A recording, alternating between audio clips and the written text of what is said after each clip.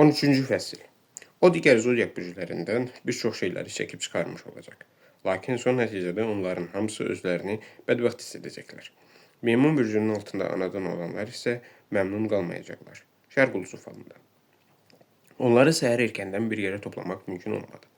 Və elə buna görə görüşü günortaya keçirməli oldular. Əvvəlcə başkonsulluğa Vera Dmitrievna qızı ilə birlikdə gəldi.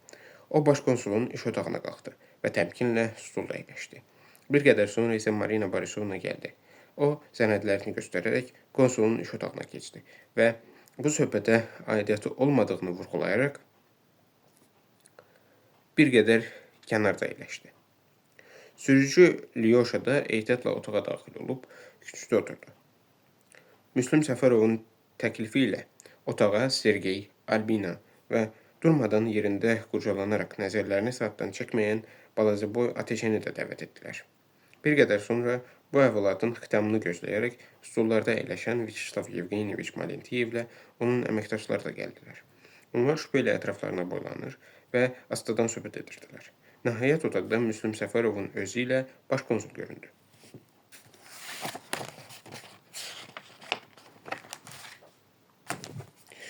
Konsul ev sahibi kimi toplaşanlara salamladıqdan sonra Bakıdan gələn qonağa söz verdi. Səfərov ona hər tərəfdən zillənən baxışları üzərində hiss edib ayağa qalxdı və söhbətə başladı. Mən ilk növbədə Vyacheslav Yevgeniyeviç Malentiyevlə onun əməkdaşlarından üzr istəyirəm. İş burasındadır ki, məni həqiqətən də buraya Xarici İşlər Nazirliyi göndərib və burada heç bir səhv yoxdur. Ancaq mən öz başlıca ixtisasıma görə bu nazirlikdə yox, Respublika prokurorluğunda xüsusi cinayət işləri üzrə müstəntiq vəzifəsində işləyirəm. O bu kəlmələri tələffüz edərkən Valentiyev qaşqabağını salladı. Ateşə sancılanmış adam kimi dartındı. Marina isə burada baş verənlərin ona heç bir aidiyyəti yoxmuş kimi nəzərlərini pəncərəyə zillədi. Müslüm söhbətinə davam etdi. Məndən göstərilmiş istintaqda prosesual şəxs qismində çıxış etməməklə həyata keçirməyə də ixtiyarım çatmadığı tədqiqatı aparmağı xahiş etmişlər. Mənim toplayacağım dəlillər də bu baxımdan hüquqi qüvvəyə malik olmayacaqdır. Eynən şahidlərin ifadəsi və ya mənim öz şəxsi müşahidələrim kimi. Lakin bu baxımdan bir balaca bəxtim gətirdi. İş burasındadır ki, mən əvvəllər bu füsunkar şəhərdə olmaq şərəfinə nail olmuşdum. 2 dəfə burada yaşamışam. 80-ci və 92-ci ildə. Qəribə təsadüf nəticəsində məhz bu cür 12 ildən bir mən bu şəhərə gəlirdim. Və hər dəfə də mənimlə burada qəribə əhvalatlar baş verirdi. Vera Müslümün sanki onların intim münasibətləri barədə söhbət açacağından ehtiyatlanaraq başını yuxarı qaldırdı. Müslüm gülümsəyərək söhbətinə davam etdi. Bir neçə gün bundan əvvəl öz mənzilində bizim diplomatımız Famil İsmailov qətlə yetirilmişdir. Qatil onun nə pullarını, nə də qiymətli əşyalarını oğurlamamışdı. Buradan isə belə bir mənalı qənaətə gəlmək olardı ki, bu heç də qarət məqsədi ilə törədilmiş qətl hadisəsi olmayıb. Məlum olduğu kimi, İsmailov yaxınlıqda kameraların quraşdırıldığı Ligovsk prospektində ki, evdə yaşayırdı. Lakin bu evin hissəcəvi xüsusiyyəti bundan ibarətdir ki, o, avtomobillərin də daxil olduğu girişli həyətə malikdir. Binanın küçə qapısından başqa arxa qapısı da var. Bütün bunlarla yanaşı mənzil ikinci çıxışa malik deyildi və istənilən halda mənzilə yalnız bir yolla, giriş qapısı vasitəsilə daxil olmaq mümkün idi. Mən qəsdən mənzilə qalxaraq onu diqqətlə nəzərdən keçirmişdim. Oranın otaqları çox qəribə bir tərzdə yerləşmişdi. Giriş qapısının sol cinahında mətbəx var idi. Onun arxasında iş otağı, sağ cinahda qonaq otağı, onun arxasında isə yataq otağı yerləşmişdi. Yataq otağında isə iş otağına aparan yan qapı mövcud idi. Bununla da bu mənzilin bütün otaqları mənim versiyama mühüm təsir göstərən iki tərəfə açılırdı. Başa düşmürəm, otaqların yerləşməsinin bizim diplomatın qətlinə nə dəxli var, deyə başkonsul narazı halda soruşdu. Onun Müslüm Səfərovun öz inkognitosunu qabartmasından başlıcası isə qatili şəxsən özünün tapmaq istəməsindən xoşu gəlməmişdi. Belə bir hadisə onun təcrübəsində hələ bir dəfə də olsun baş verməmişdi. Beləliklə bütün otaqlar iki tərəfə açılırdılar deyə Müslüm təkrar etdi. Və qətlin baş verdiyi gün oraya sükan arxasında Alekseyin oturduğu anasının maşınında Natalya Frolova göründü. Frolova İzmailova öz gəlişi haqqında əvvəlcədən xəbərdarlıq etməmişdi. Bu mənzilə tez-tez gələn öz qohumu və rəfiqəsi Viktoriyadan fərqli olaraq Frolova abrına sıxınaraq buraya nadir hallarda gəlirdi. Bugün isə Natalya şəxsən Familə heç bir xəbərdarlıq etmədən gəlmişdi. Yox bir bilməmişdik, əsilzadə lord imiş deyə Vera qızına tərəf əyilərək ucadan dedi. Ona hələ əvvəlcədən gəlişin haqqında xəbərdarlıq da etmək lazım imiş. Natalya Frolova İzmailovun yaşadığı mərtəbəyə qalxıb deyə Müslüm sözünə davam etdi. Natalya bir xeyli Familin qapısının zəngini basıb gözləmiş, nəhayət İzmailov qapını açmışdır. Bu fakta xüsusi olaraq diqqət yetirin. Zəng uzun müddət çalınıb. Görünür Famil gecədən xeyli keçmiş bir vaxtda onu evində qəbul etməyə hazır deyilmiş. Lakin sonra o qapını açır və mənzilin sahibinin davranışındakı bəzi qəribəliklər Frolovanın diqqətini çəkir. Əvvəlcə Famil astadan və xırıltılı səslə danışırmış. Bu özlüyündə qəribə idi. Çünki o iş yerində özünü həmin gün əla hiss edibmiş və onda heç bir xəstəlik əlaməti də yox imiş. Lakin hər necə də olsa o qapını açır. Alçaq və xırıltılı səslə danışır və açıq-aşkar surətdə qonağının onun mənzilini tərk etməsini səbirsizliklə gözləyir. Bu ərəfədə yataq otağının qapısı bağlıymış. Frolova orada çox az müddət yubanır. O elə əvvəlcədən həm söhbəti tərəfindən düzgün anlaşılmır. Viktoriyanın ondan uşaq gözlədiyini Familə izah etməyə səy göstərən Natalya bu məsələnin onu qətiyyən narahat etmədiyinin şahidi olur və mənzili qaçaraq tərk edir. Aşağı düşür, maşına anasının yanına qayıdır. Yəqin siz onun anasının maşınına qayıtdığını nəzərdə tuturdunuz, deyə Malentiyev Müslümün sözünə düzəliş verdi. Xeyr, deyə Müslüm etiraz etdi.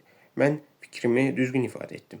O aşağıya onunla birlikdə binanın yanına gedən və həmin məqamda öz xidməti maşınında olan anasının yanına düşüb. Nə üçün sən belə deyirsən, deyə Vera Dmitriyevna ucadan soruşdu. Necə də ucuz və sarsaq qisas yoluna əl atırsan. Sus, Vera, deyə anası onun sözünü kəsdi.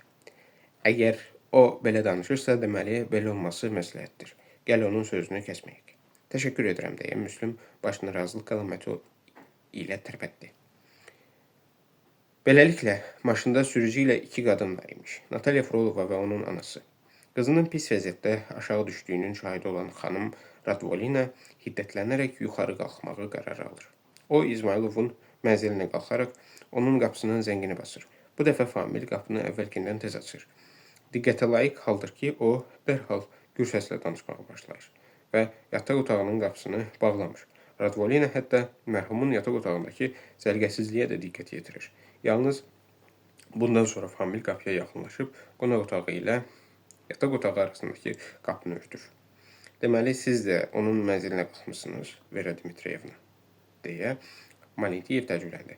Ancaq siz bu barədə mənə bir kəlmə də olsun deməmişsiniz. Vera Dmitriyevna fasilə verməyin lazım olduğunu qərar alıb sustu. Müslüm Səfərov isə söhbətinə davam etdi.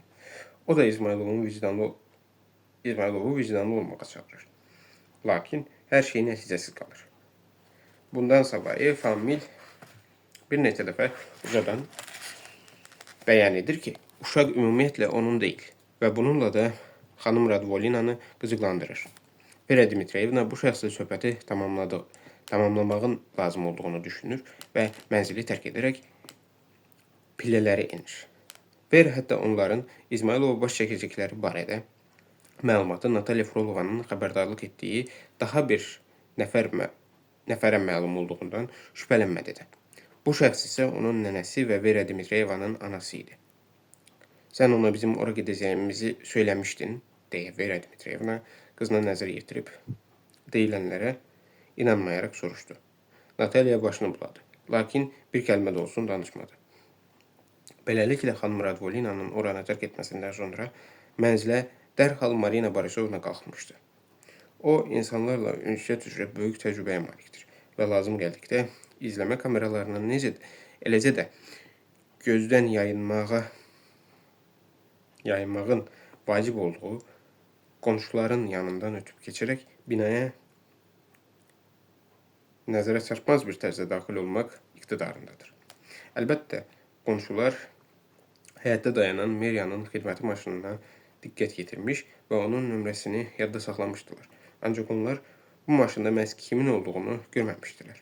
Orada isə nəinki Natalya Frolova, həm də onun anası var imiş. Bu doğrudur, deyə Malentiyev sürücüyə nəzər yetirərək soruşdu. Sürücü cavab vermədi, ancaq günahkarcasına başını aşağı saldı. Səni yalancı şahidlik etdiyinə görə cinayət məsuliyyətinə cəlb edəcəklər deyə müstəntiq ucadan xəbərdarlıq etdi.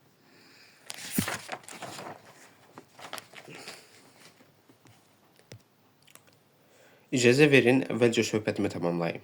Müslüm xahiş etdi. Beləliklə Vera Dmitrievna binadan çıxdı və maşınına əyləşdi. Saatın əqrəbləri təqribən onun yarısı və ya ona yaxın vaxtı göstərirdi. Lakin bu məqamda binanın yaxınlığında daha bir yeni iştirakçı göründü.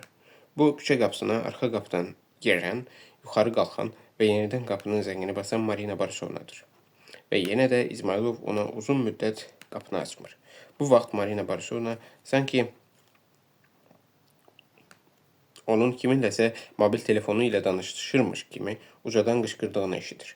Famili qapını açaraq onu mənzilə buraxır.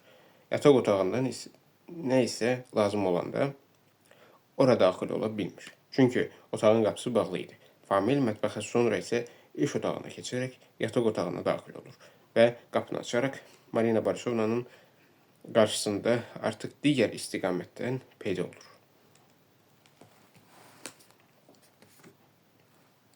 Marina Borisovna necə pis davrandığını ona izah etməyə cəhd göstərir. O, Familə Bakıdan gəlmiş və 24 il bundan əvvəl tanış olduğu dostu barədə danışır. Lakin o yenə də qadının gətirdiyi bütün dəlillərə etinadsız yanaşır. Bu zaman Marina Borisovna Familin qəlbinə yol tapa bilmədiyini anlayır və mənzili tərk edir. Siz də onun yanına qalxmısınız, deyə Malentiyev qadından soruşdu. Bu artıq mənzil yox, əsl keçid məntəqəsi imiş ki. İndi isə biz nəhayət bu faciənin ən həlledici aktına keçirik, deyə Səfərov davam etdi. Beləliklə, Marina Borisovna mənzili tərk edir və bir neçə dəqiqədən sonra qətl hadisəsi baş verir. Qatil ona mətbəx bıçağı ilə zərbə indirir və mənzili tərk edir. Zavallı qurban bıçağı bədənindən çıxarmağa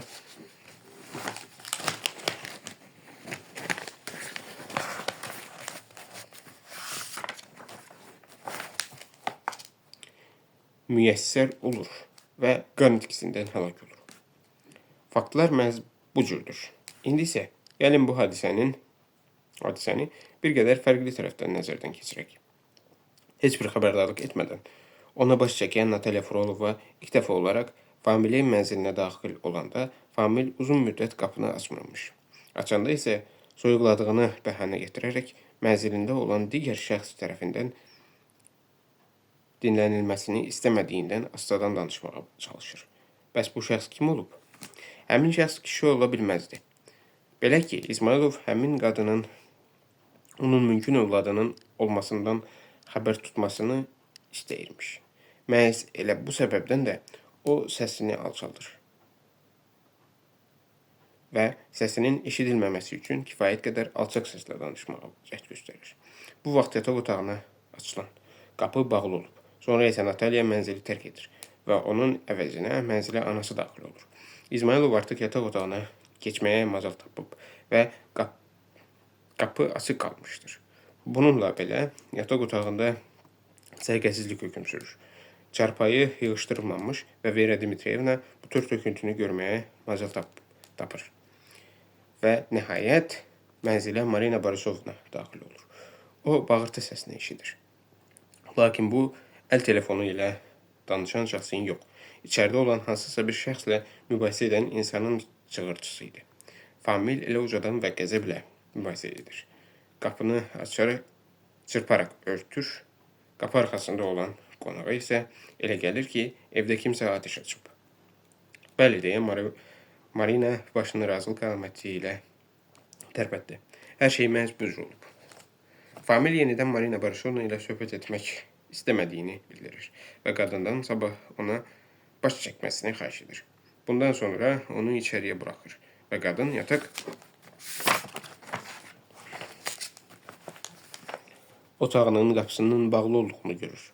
Yenidən həmin otağa keçmək üçün Famil bütün otaqlardan keçərək yataq otağına digər tərəfdən daxil olur. Marina Borisovna evi tərk edir. Famil isə yenidən qatillə ikilikdə qalır. Lakin mənim bütün bu faciənin iştirakçıları ilə söhbət etdiyim günlər ərzində qatil biixtiyar özünü ələ verirdi. Mənə demişdilər ki, hər kəs Azərbaycanlıya ərə getməyə arzulayırmış. Bu açıq-aşkar surətdə hansısa bir söhbətin kontekstindən götürülmüş bir ibarə idi. Axı məhz Marina Borisovna Bakıdan gəlmiş bir dostunun olduğunu demişdi və qatil onun bu kəlmələrini eşitmişdi. Bundan savayı, mənimlə söhbət edərkən qatil daha bir bağışlanmaz səhvə yol verdi. O dedi ki, Natalya Frolovanın çox pis irsi vərdiş olub. İki əhəmiyyətsiz kəlmə. Lakin Frolova öz rəfiqəsindən fərqli olaraq demək olar ki, heç bir vaxt İzmayılovun evinə baş çəkməz. Onun evində keçirilən əyləncə gecələrində iştirak etməzdi. Əgər qatil mənzildə olmayıb və Viktoriyanın uşağı haqda söhbətləri dinləməyibsə, o halda pis irsi vərdiş barədə necə məlumat əldə edə bilərdi? Əgər qatil yaxınlıqda olubsa, o halda o nəinki Frolovanın, həmçinin onun anası ilə nənəsinin də söhbətini dinləməli olub. Pis irsi vərdiş haqda həlledici ifadənin də mənbəyi məhz budur. Bundan savayı qatil özü mənə Natalyanı bir o qədər də yaxşı tanımadığını və onun ümumiyyətlə işvəkar olduğunu demişdi. Həmin qatil kimdir deyə Malendiyev özünü saxlaya bilməyib qışqırdı.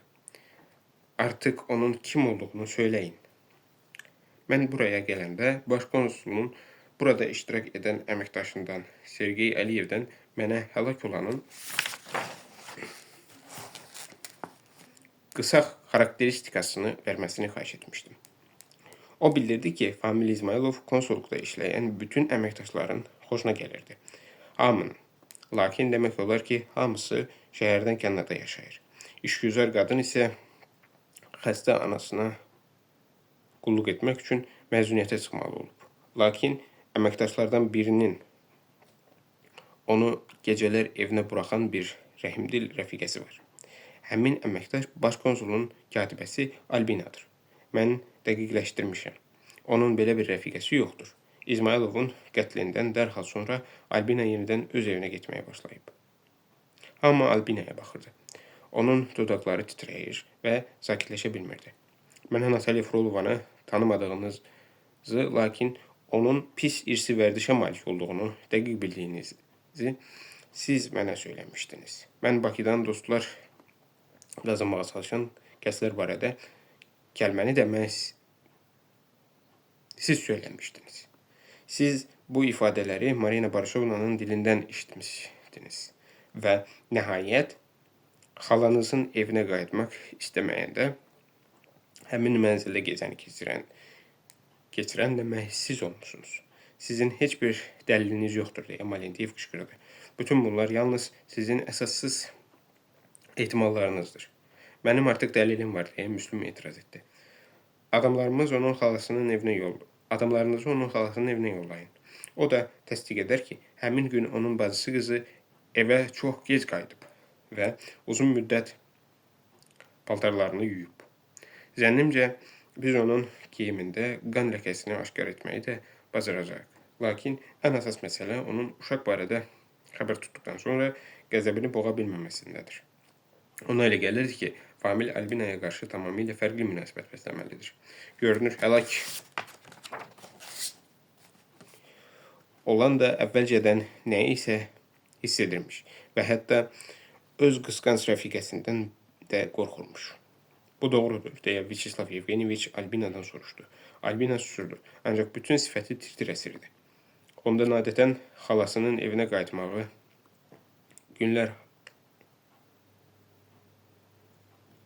qayıtmadığı günlər harda gecələdiyini soruşun deyə Səfərov təkid etdi. Müstəntiq Albinaya nəzər saldı. Ancaq bir kəlmə də olsun soruşmağa macal tapmadı. Bəli, deyə o var gücü ilə qışqırdı. Onu mən öldürmüşəm. Onun kimi yağbal içində bəslənmiş zəngin bir oğlanı. Elə bilirdi ki, ona hər şey etmək olar. Birinin qarnına uşaq qoyub, digərini aldadıb, üçüncüsünü isə yatağa salıb. Onu mən vurmuşam. Onu mən öldürmüşəm. Mən yataq otağında ayaqüstü dayanıb hər şeyi eşidirdim. O hamını aldadırdı. O mənimlə evlənmək istəmirdi. Təcili yardım çağırın. Səfərov baş konsula müraciət edib sakitcəslə dedi. Ateşəyə həkim çağırmağa icazə verdiyini başının işarəsi ilə bildirdi. Siz bunu necə müəyyən etdiniz deyə sarsılmış Manyetiv soruşdu. Siz həmin qatilin məhz Albina olduğunu necə hiss etdiniz? Pis irsi vərdiş haqda ibarədən deyə Müslüm izah etdi. Belə bir söz birləşməsini yalnız əvvəlcə qız, sonra ana, daha sonra isə mənim onu necə dilə tutmağa çalışdığımı ardıcıl olaraq eşidən qadın işlətmiş ola bilərdi. Və sözsüz ki, onun prioritetlərini kəskin tərzdə dəyişdirməsi də diqqəti cəlb edirdi. Nə üçün o İzmayılovun qətlindən əvvəl öz rəfiqəsinin evində tez-tez gecələyirmiş? Mən bütün təfərrüatları Sergeydən öyrəndim. Diplomatın vəfatından sonra isə o bircə dəfə də olsun tanışının evində qalmayıb. Onun sadəcə qalası yeri olmayıb. Hansısa bir əsəb sarsıntısı Albinanı sirkələdi. Onun bu vəziyyətinə tab gətirə bilməyən Natalya zavallı qadına kömək etmək istədi. Onun ardınca isə digərləri də Albinaya kömək etməyə tələsdilər. Albina isə rabitəsiz kəlmələri qışqırmaqdan davam edirdi. Siz haqlı çıxdınız. Sarsılmış müstəntiq Səfərova yaxınlaşaraq dedi. Mən hətta bunun mümkün olacağını belə təsəvvürümə gətirməzdim. Bu əsl möcüzədir. Xeyr, sadəcə mən bir-birinə tən gəlməyən bəzi detallara diqqət yetirdim. Qalanlar isə sadə məsələlər idi. 13-cü fəslin sonu.